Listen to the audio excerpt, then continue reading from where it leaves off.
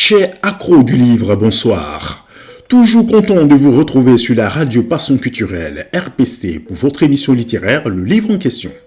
Comme d'habitude, chaque vendredi, nous avons rendez-vous pour une autre édition de votre émission littéraire Le Livre en question. Le Livre en question, c'est le rendez-vous des auteurs de livres, romans ou de toute œuvre littéraire du monde entier. Vous pouvez faire partager vos expériences de lecture en nous faisant parvenir des résumés de romans ou livres que vous avez eu l'occasion de lire. Nous sommes ouverts à toute proposition et à une franche collaboration avec toutes les maisons d'édition sur les 5 continents. Chaque semaine, nous partageons avec vous notre amour pour la chose littéraire. Un petit rappel, pour participer dans cette émission ou passer dans une émission de la radio Passion Culturelle RPC, vous pouvez rentrer en contact avec nous par email contact@larpcplus.online, par le WhatsApp de la radio, le +33 07 81 28 31 76 ou +33 06 26 31 36 77. Par le site internet de la radio qui est le www.larpcplus.online ou par Facebook en tapant Radio Passion Culturelle ou écrivez directement sur la page like Facebook l'émission Le Livre en question. Très belle soirée et prenez toujours soin de vous en respectant les consignes sanitaires. Vous êtes sur la RPC, Radio Passion Culturelle, la radio de l'universalité culturelle. Pour ce jour, nous mettons en l'honneur l'auteur Toni Morrison. Présentation de l'auteur du jour, Toni Morrison et l'ensemble de ses œuvres. Chloé Adelia Warford Morrison, connue sous le nom de Toni Morrison, née le 18 février 1931 à Lorraine dans l'Ohio, est morte à New York le 5 août 2019, est une romancière, essayiste, critique littéraire, dramaturge, librettiste, c'est-à-dire auteur du livret d'une œuvre lyrique ou chorégraphique. Originaire des États-Unis d'Amérique, elle est aussi professeure de littérature et éditrice. Elle est lauréate du prix Pulitzer en 1988 et du prix Nobel de littérature en 1993. Elle est la 8e femme à obtenir ce prix et le second auteur afro-américain après Derek Walcott à avoir reçu cette distinction. Écoutons Lydia Antoine qui nous présente ici l'auteur Toni Morrison. Lydia Antoine. Mesdames et messieurs, chers auditeurs et auditrices de l'émission Le Livre en question, je suis contente d'être avec vous ce soir. Bonsoir Simplice. Les parents de Toni encouragent leurs enfants aux études, à la lecture dès leur plus jeune âge. C'est ainsi que lorsque la jeune Toni Chloé entre en première année du cycle primaire à la Horton Elementary School, école qui lui rend encore hommage jusqu'à ce jour par une plaque commémorative. Elle est non seulement la seule afro-américaine, elle est aussi le seul élève de la classe à savoir déjà lire. Lorsqu'elle a 12 ans, elle se convertit au catholicisme. Elle prend pour nom de baptême Anthony en mémoire de saint Antoine de Padoue. Plus tard, lorsqu'elle est étudiante à l'université Howard, s'apercevant que beaucoup de gens éprouvaient des difficultés à bien prononcer son prénom Chloé, elle décide de se faire appeler par son prénom de baptême, Anthony, abrégé Anthony Rufford. Ayant réussi brillamment son diplôme de fin d'études secondaires, elle est admise à la plus prestigieuse des universités afro-américaines, l'université Howard, en 1949 pour y étudier la littérature. Elle y obtient le Bachelor of Arts, licence en 1953. Elle bénéficiera de l'enseignement du poète Sterling Brown et du philosophe Alain Locke. Désireuse de continuer ses études, elle réussit à être admise à l'université Cornell où elle soutient son Master of Arts, Master 2, en 1955, sur le thème du suicide dans l'œuvre de William Faulkner et de Virginia Woolf. Merci Simplice, à la semaine prochaine. Merci à toi Lydia Antoine. Retrouvons notre ami le talentueux Philippe Bonner, originaire de la Guyane et de la Martinique, qui nous chante ici le titre Hippolomane. Philippe Bonner. Hippolomane, ou bon, en gadati, nous bon que ça.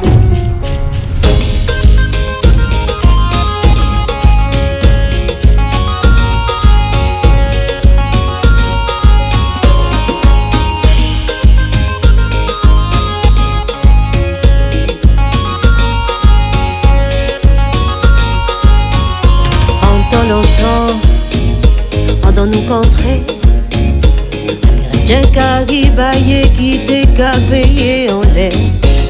pas même inquiété. Pas tout colon yon rivé. Y'a juste pas y'a la tête qui fait force et Pérou existe. Y'a pas de gain assez. Y'a téléto bouillé. Alors colon exterminé, évangélisé, colonie. C'est nous frayer résister. Les colons y ont été armés.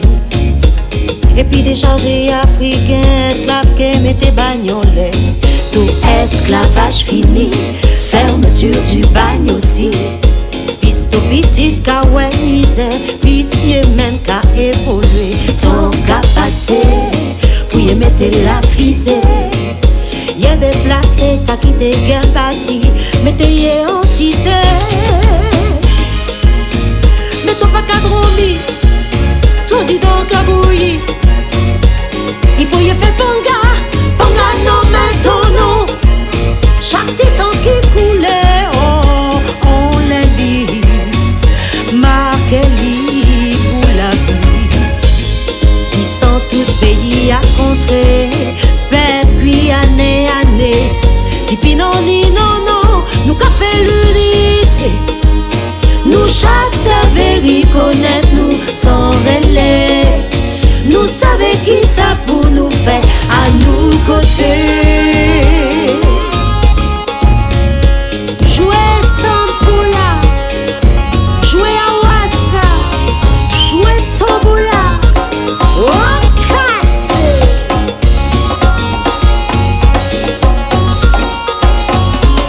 Nous manquons ça. Et puis on l'oman. Au bon, en gadati. Nous manquons ça. La Guyane, gars toute façon bien bois. Quand y a belle pépite là, qui bout cabaye pli beaucoup sous maquet. Pour couper bois, pour ça c'est l'or.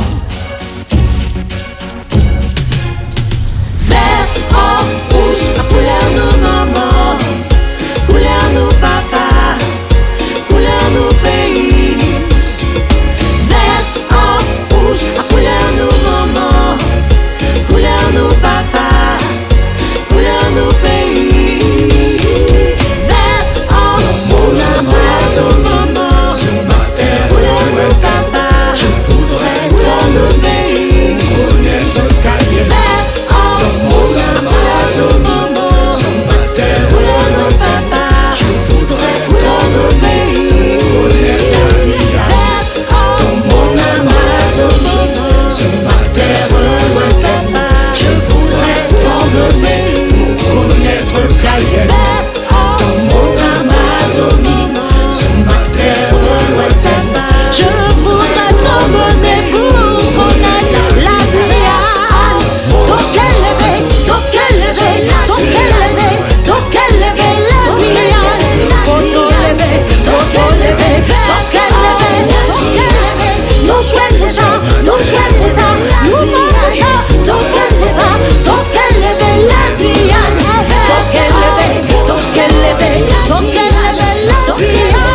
Donc élevé, photo levé, donc élevé la Guyane. Nous jouons ça,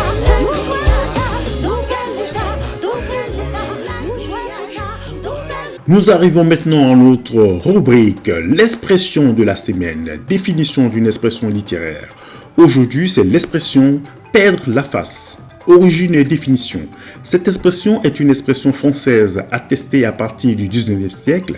Elle nous viendrait tout droit de la Chine et aura été mise en lumière par l'ouvrage du père Huc intitulé Souvenir d'un voyage dans la Tartarie et le Tibet pendant les années 1844, 1845 et 1846.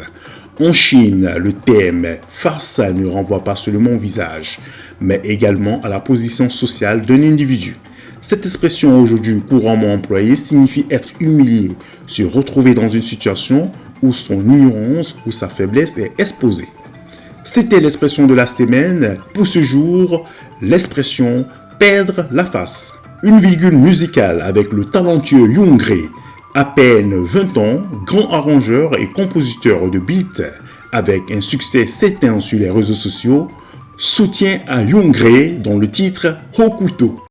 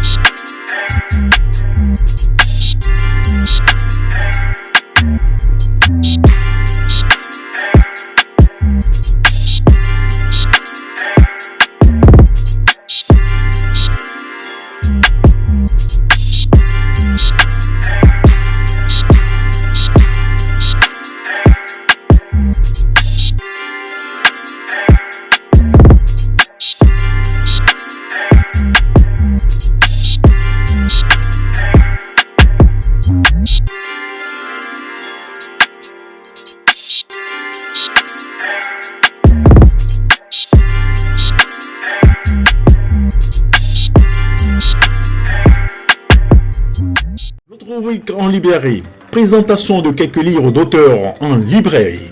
Voici quelques œuvres d'auteurs que vous pouvez trouver en librairie ou sur des librairies en ligne.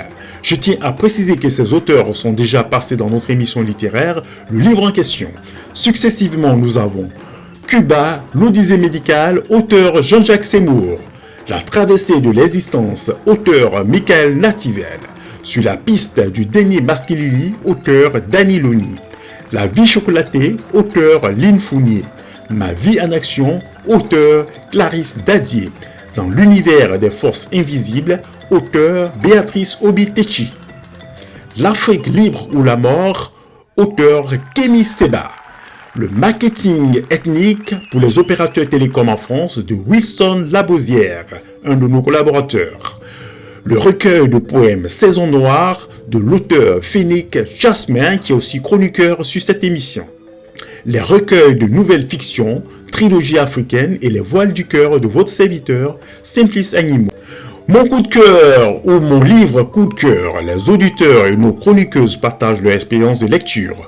Pour ce numéro, notre chroniqueuse Lucrèce Taïro nous propose son coup de cœur littéraire. Lucrèce Taïro.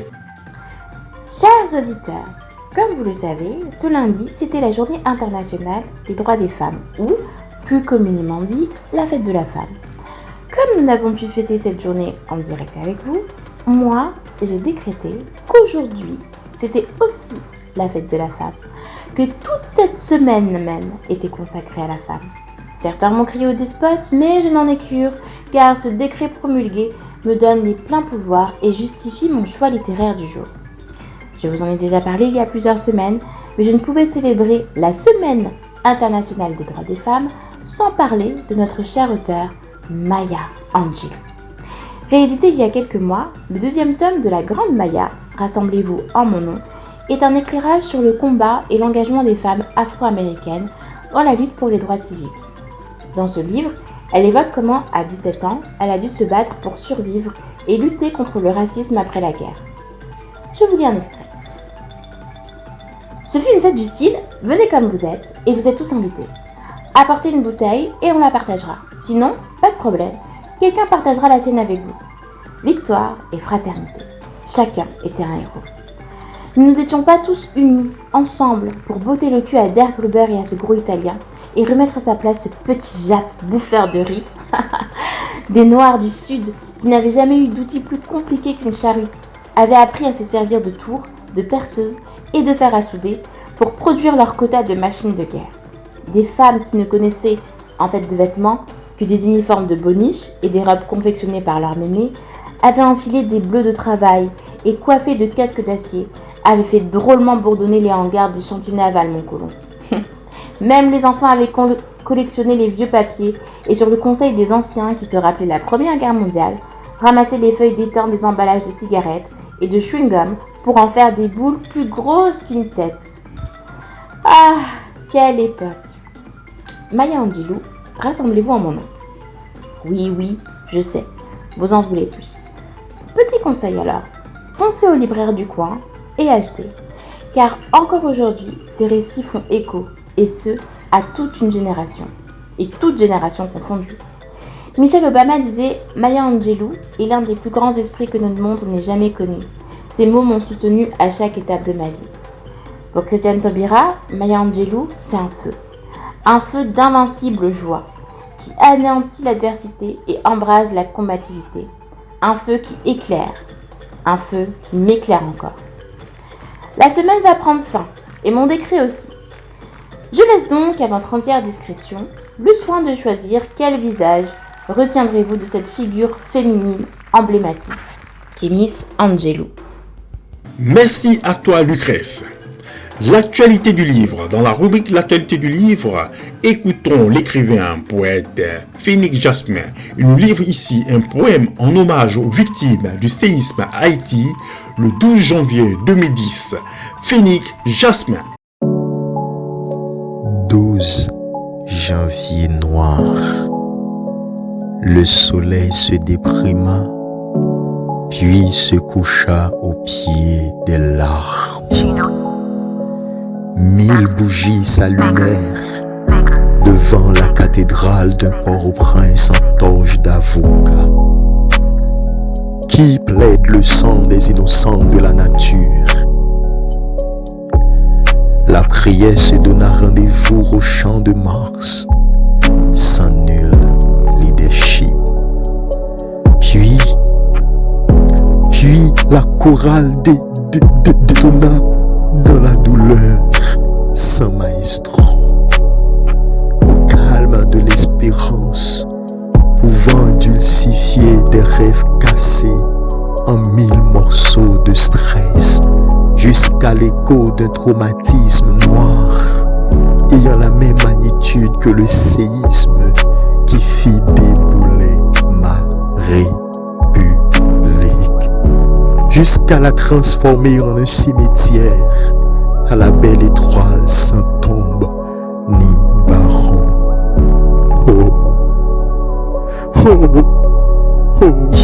Odeur fraternelle et répugnante.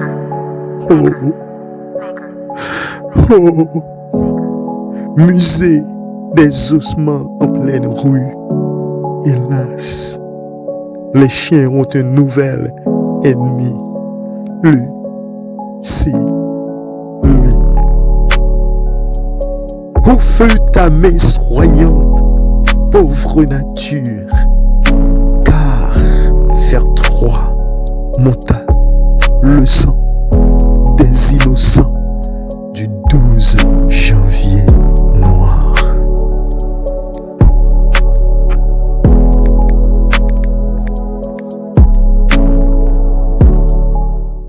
Merci au frère Phénix Jasmin. C'est maintenant au tour de Dany Loni pour son coup de cœur littéraire. Écoutons Dany Loni. Bonjour à vous, chers auditeurs, bonjour à l'équipe de la RPC, ravi de vous retrouver pour un nouveau coup de cœur littéraire et merci à tous de nous être fidèles. Aujourd'hui, ma chronique est consacrée au roman La Condition Noire par Pape Ndiaye, paru et originellement publié aux éditions Calman Lévy en 2008. Pape Ndiaye est un historien et maître de conférences à l'École des hautes études en sciences sociales à Paris. Il est né le 25 octobre 1965 à Antony, dans la région parisienne. Il est franco-sénégalais et le frère de Marie Ndiaye, romancière et prix Goncourt. Il a été récemment nommé nouveau directeur général de l'établissement public du Palais de la Porte Dorée à Paris. La quatrième de couverture de cet ouvrage. Exploit des sportifs de haut niveau, émeutes en banlieue, lutte contre le racisme et les discriminations, mouvement associatif depuis une dizaine d'années, les Noirs vivant en France métropolitaine sont apparus si visiblement sur la scène publique nationale qu'on peut parler aujourd'hui d'une question noire française. Cet essai, dense et limpide, décrit et analyse du XVIIIe siècle à nos jours le passé et le présent d'une minorité française. Car la condition noire désigne une situation sociale qui n'est pas celle d'une classe, d'une caste ou d'une communauté, mais celle d'une minorité, c'est-à-dire d'un groupe de personnes ayant en partage l'expérience sociale d'être considérées comme noires. L'ouvrage de Pape Ndiaye est d'ores et déjà considéré comme le travail fondateur des Black Studies à la française. Passons aux extraits. La condition noire, l'introduction, je vous en livre un extrait. Voilà que depuis quelque temps, des observateurs semblent découvrir l'existence de populations noires dans notre pays. Cette remarque peut paraître incongrue, tant il est vrai qu'avoir la peau noire, en France hexagonale, n'est pas a priori la meilleure manière de passer inaperçu. Il conviendra de rendre compte de ce paradoxe. Les Noirs de France sont individuellement visibles, mais ils sont invisibles en tant que groupe social et qu'objet d'étude pour les universitaires. D'abord, en tant que groupe social, ils sont censés ne pas exister, puisque la République française ne reconnaît pas officiellement les minorités et ne les compte pas non plus. On pourrait se réjouir de l'invisibilité des populations noires, ou en tout cas considérer que cela ne pose pas de problème en soi, si certaines difficultés sociales spécifiques qui les affectent étaient mesurées, connues, reconnues. Or, ce n'est pas le cas. Aussi, l'invisibilité, plutôt que d'être la conséquence paisible d'une absence de problème particulier, peut être considérée comme un tort. Page 22. Du point de vue de la recherche universitaire, on peut aujourd'hui parler d'invisibilité. Sait-on qu'il existe plus de livres publiés en France sur les Noirs américains que sur les Noirs de France? L'histoire des Africains américains est un secteur classique et fréquenté de l'américanisme français, et de nombreux étudiants de civilisation et d'histoire américaine se dirigent vers elle chaque année. En revanche, du côté des populations noires de France, le bilan est rapidement tiré. Il existe certes de bonnes études sur les familles africaines, les immigrés africains, les étudiants africains, les migrants antillais et réunionnais, les agents publics antillais, les tirailleurs sénégalais, etc. Mais il n'est pas question de noirs, comme si cette figuration par la couleur de peau n'avait pas de légitimité ou de pertinence pour décrire les situations contemporaines. Étrangement, les historiens étudient pourtant les Noirs pour des périodes anciennes. Il existe notamment des études fouillées sur les Noirs en France au XVIIIe siècle, mais le sujet semble s'évaporer pour la période contemporaine. À l'exception du Paris noir de Pascal Blanchard, Éric Desroux et Gilles Manceron. À noter qu'il y a un passage qui précise l'importance de la prise de parole des Noirs de France dans la sphère politique et médiatique. On retrouve ce passage, page 23. Parallèlement, depuis une dizaine d'années, les Noirs vivant en France, de nationalité française ou pas, font entendre leur voix et apparaissent visiblement dans l'espace public national, de telle sorte qu'on peut parler de l'invention d'une question noire française, au sens de la formulation publique de situations et de demandes par des Noirs s'affirmant, tranquillement pour la plupart, avec outrance pour quelques-uns comme tels. De fait, la question noire a suscité la publication de livres d'actualité et a été à de multiples reprises la une de la grande presse nationale. Et plus loin, on trouve cette phrase. Mais il apparaît d'ores et déjà que le 150e anniversaire de l'abolition de l'esclavage en 1998, le vote de la loi de mai 2001, reconnaissant la traite et l'esclavage comme crime contre l'humanité, puis la candidature de Christiane Taubira à l'élection présidentielle de 2002 en ont été quelques-uns des principaux catalyseurs. À quoi s'est ajouté plus récemment le travail de plusieurs associations noires qui proposent des rencontres, manifestations et colloques où les difficultés et les attentes de populations concernées s'expriment avec véhémence. Page 45. Dans Nobody Knows My Name, le romancier James Baldwin rapporte que, lors du congrès des écrivains et artistes noirs à Paris en 1956, le chef de la délégation américaine, John Davis, un Afro-Américain à peau claire, se vit interrogé par un Français qui lui demanda pourquoi il se présentait comme nègre alors qu'il était blanc à l'évidence. Cela se passait lors du congrès des écrivains et artistes noirs, je vous le rappelle, à Paris en 1956. Il répondit « C'est un noir, bien sûr, répondit Baldwin, d'un point de vue légal aux États-Unis.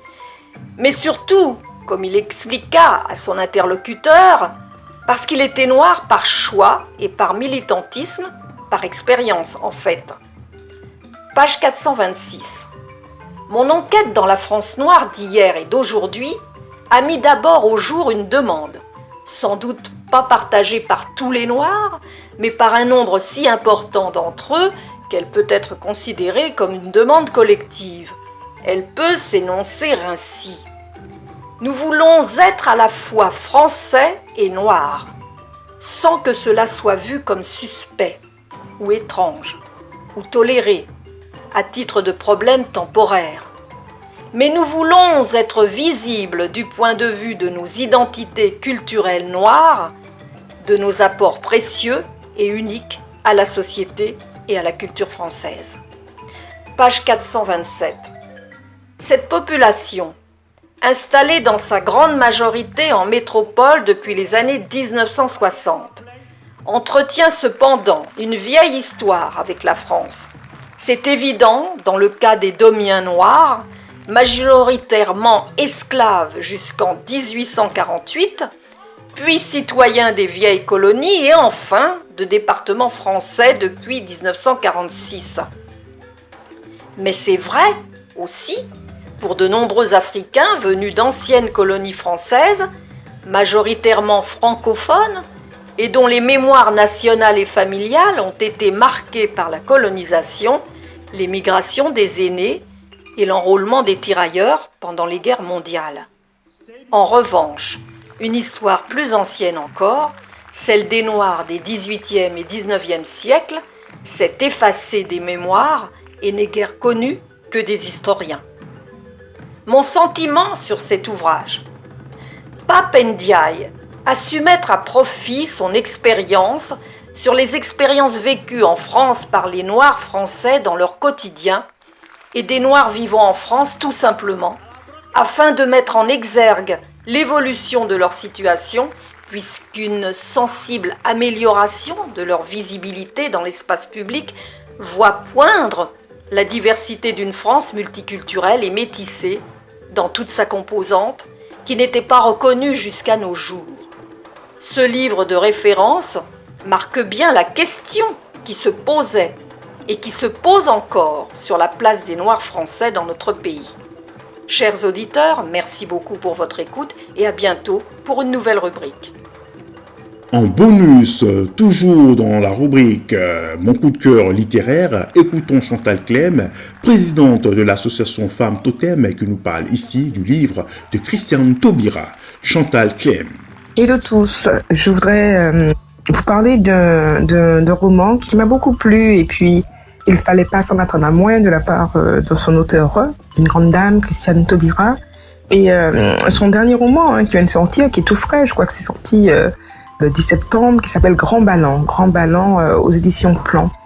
Et en fait, on a l'impression qu'elle nous invite dans une sorte de fresque sociale sur la Guyane, sa Guyane natale, sa Guyane qu'elle aime, qu'elle chérit, mais dont elle saisit aussi les contours, les enjeux, au travers de portraits, de personnages simples, qui peuvent être vous et moi, touchants, particulièrement touchants et élégants et beaux, nobles, dans leur combat de chaque jour pour tenter de sortir des sentiers tracés, voulus et imposés par les aléas, les coups durs, les coups violents de la vie. J'ai le sentiment au fil des pages que c'est cela le cœur du roman. Christiane Taubira tente de s'adresser à une jeunesse dont elle dira elle-même, dont on obstrue l'horizon. Et pour cela, elle va nous faire vivre des rencontres au détour de trajectoires plurielles qui va incarner les impasses, si vous voulez, d'une génération. Et en même temps, c'est toute l'histoire de cette Guyane qu'elle semble convoquer, notamment dans l'épineuse question du passé colonial, qui est toujours bien présent, bien prégnant dans nos sociétés ultramarines. Nous le voyons d'ailleurs au travers de cette figure de l'esclave marron qui a fui son maître, qui traverse le roman comme une sorte d'ombre d'un passé, comme je le disais, présent, pesant même, dans une société, dans nos sociétés, qu'elles soient ici, qu'elles soient d'ailleurs, ou éparpillées ici et là, qui n'ont finalement toujours pas guéri de leurs blessures. Des questions, énormément de questions. Donc, au travers de ce roman, on a l'affirmation de difficultés, chômage, mais évidemment, racisme, manque de structure et d'accès à son propre territoire. Mais aussi, on a une lumière dans un ciel qui paraît apparemment gris, mais des rayons de lumière qui pénètrent avec justement cette force du combat, cette espérance en fait, celle de pouvoir se décider à contrôler son propre sort. Et d'ailleurs, d'où le titre du roman qui est tiré d'une expression créole en fait, qui s'appelle Grand Ballon. Avec le talent évidemment qu'on lui connaît, avec cette maîtrise des mots dont elle possède l'excellence et l'aisance, c'est toute la Guyane qui est convoquée dans ce roman, mais au-delà aussi, ce sont les questionnements du monde d'aujourd'hui. Ce sont des interpellations et de tout ce qui fait un écho en fait de cet espace qui ne serait plus confiné dans un simple territoire, mais dont les sociétés telles qu'elles soient se posent aujourd'hui. Je vais terminer ce petit audio avec Christiane Taubira qui dit cette chose. On s'ouvre au monde en étant pleinement présent chez soi, en y entendant toutes les résonances du monde. Depuis très longtemps, je voyage. J'ai tout le bagage de la terre qui m'a vu m'éveiller et j'ai une porosité au monde.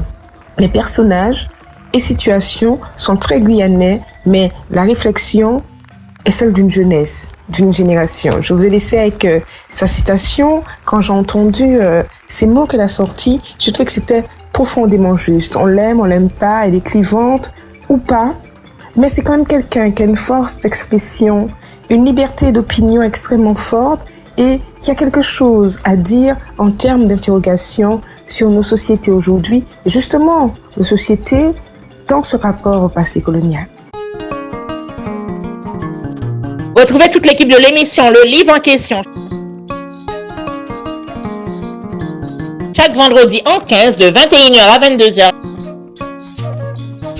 avec Simplice Animaux, Dani Loni, Luc Restaillou et Lydia Antoine sur la RPC, Radio Passion Culturelle. Radio Passion Culturelle, c'est la radio de l'universalité culturelle. Un petit rappel pour participer dans cette émission ou pour passer dans une émission de la radio RPC, vous pouvez rentrer en contact avec nous via ces coordonnées par mail contact@larpcplus.online, par WhatsApp de la radio qui est le 07 81 28 31 76 ou par le site internet de la radio qui est le www.larpcplus.online ou par Facebook en tapant Radio Passion Culturelle ou écrivez-nous directement sur la page Facebook de l'émission Le Livre en question.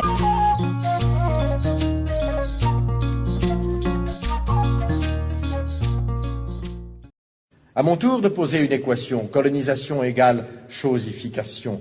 J'entends la tempête, on me parle de progrès, de réalisation, de maladies guéries, de niveau de vie élevé au-dessus d'eux-mêmes. Moi, je parle de sociétés vidées d'elles-mêmes, de cultures piétinées, d'institutions minées, de terres confisquées, de religions assassinées, de magnificence artistique anéantie, d'extraordinaires possibilités supprimées. On me lance à la tête des faits, des statistiques, des kilométrages de routes, de canaux, de chemins de fer. Je parle de millions d'hommes arrachés à leur Dieu, à leur terre, à leurs habitudes, à leur vie, à la danse, à la sagesse. Je parle de millions d'hommes à qui l'on a inculqué savamment la peur, le complexe d'infériorité, le tremblement, l'agenouillement, le désespoir, le larbinisme. On m'en donne plein la vue de tonnages de coton ou de cacao exportés, d'hectares d'oliviers ou de vignes plantées. Moi, je parle d'économie naturelle, d'économie harmonieuse et viable, d'économie à la mesure de l'homme indigène, désorganisé, de culture vivrière détruite, de sous-alimentation installée, de développement agricole orienté selon le seul bénéfice des métropoles, de rafles de produits, de rafles de matières premières. On me targue d'abus supprimés. Moi aussi, je parle d'abus, mais pour dire qu'aux anciens, très réels, on en a superposé d'autres, très détestables. On me parle de tyrans locaux mis à la raison, mais je constate qu'en général, ils font très bon ménage avec les nouveaux, et que de ceux-ci aux anciens et vice-versa, il s'est établi, au détriment des peuples, un circuit de bons services et de complicité. On me parle de civilisation, je parle de prolétarisation et de mystification. Pour ma part, je fais l'apologie systématique des civilisations para-européennes.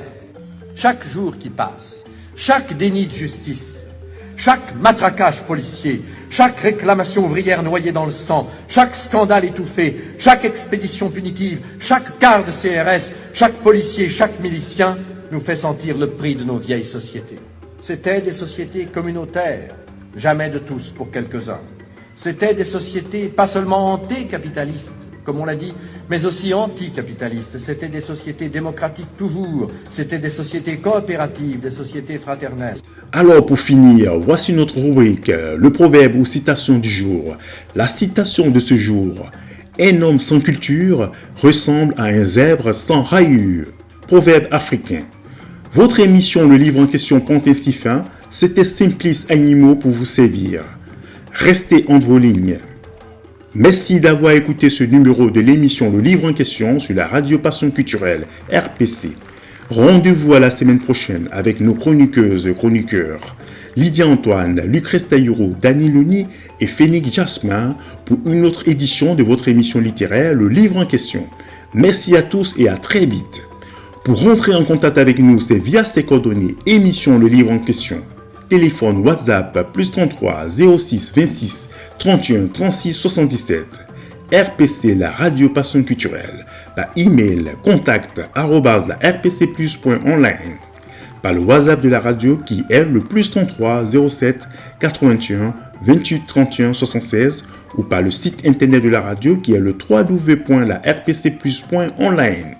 Ou par Facebook en tapant Radio Passion Culturelle ou passez nous voir dans notre studio qui se trouve au 141 avenue de Vendôme à Issy-les-Moulineaux. Conception, production, réalisation, Simplice Animaux. À très bientôt. Retrouvez toute l'équipe de l'émission Le Livre en question chaque vendredi en 15 de 21h à 22h. Avec Simplice Animaux, Dani Loni, Lucrèce Taïou et Lydia Antoine sur la RPC, Radio Passion Culturelle. Radio Passion Culturelle, c'est la radio de l'universalité culturelle. Un petit rappel pour participer dans cette émission ou pour passer dans une émission de la radio RPC, vous pouvez rentrer en contact avec nous via ces coordonnées par mail contact@larpcplus.online, par WhatsApp de la radio qui est le 07 81 28 31 76 ou par le site internet de la radio qui est le www.larpcplus.online ou par Facebook en tapant Radio Passion Culturelle ou écrivez-nous directement sur la page Facebook de l'émission Le Livre en question.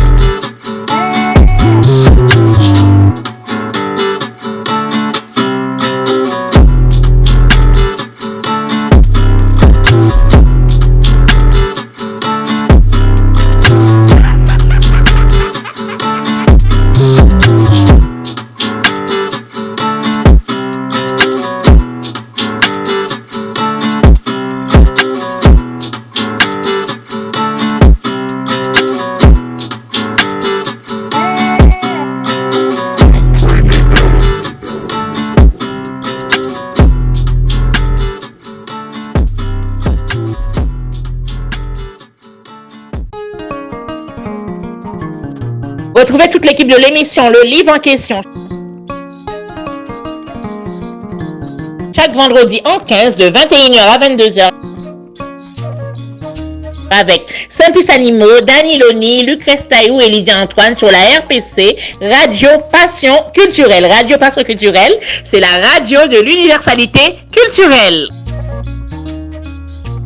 Un petit rappel pour participer dans cette émission ou pour passer dans une émission de la radio RPC, vous pouvez rentrer en contact avec nous via ces coordonnées par mail contact@larpcplus.online, par WhatsApp de la radio qui est le 07 81 28 31 76 ou par le site internet de la radio qui est le www.larpcplus.online ou par Facebook en tapant Radio Passion Culturelle ou écrivez-nous directement sur la page Facebook de l'émission Le Livre en question.